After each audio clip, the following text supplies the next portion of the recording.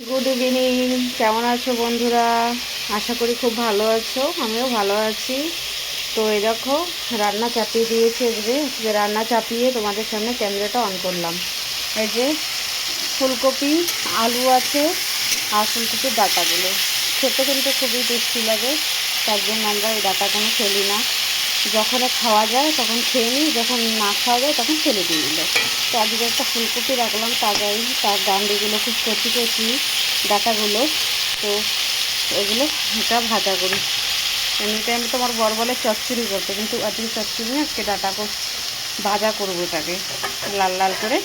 আর এই যে এই সাইডে ভাত বসিয়ে দিয়েছি। এটা একটা কী পড়লো ভাতে, যাই হোক কিছু একটা হবে। এই যে এই সাইডে ভাত বসিয়েছি, এই সাইডে ফুলকপি আলু ভাজা বসাচ্ছি। আর এই যে এখানেও আজকে সিম রেখেছি, সিম টমেটো আলু দিয়ে একটা সবজি করব নিরামিষ। ভাবছি আজকে আর মাছ করবো না, মাছ খেতে মন করছে না, যাতে মাছ বের করে রেখেছিলাম তো মন করছে না। আর এদিকে এ দেখো, এই মগে জলের ভিতর আমি ভিজিয়ে রেখেছিলাম এই আমের ফলসি। এই যে আম কেটে এই যে ভিজিয়ে এই শুকিয়ে রেখেছিলাম। সে আমের ফলসিটা শুকালে তো শক্ত হয়ে যায় সেটা, তো তার জন্য এই ফলসিটা আমি ভিজিয়ে রেখেছিলাম দুপুরবেলা।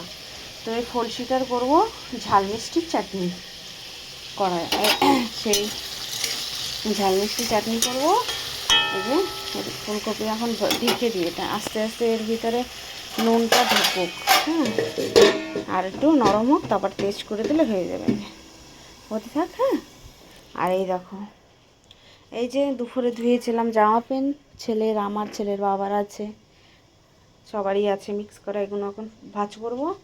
আর এই যে ছেলের খাবার, যেগুলো চাল আমার ছেলে চালের গুঁড়ি খায়, 2 কিলো চাল আজকে শুকিয়েছিল, এই ধুয়ে ভিজিয়ে মানে রোদে দিয়েছি, পুরো যেটা একদম পাকা চাল হয় সেটা।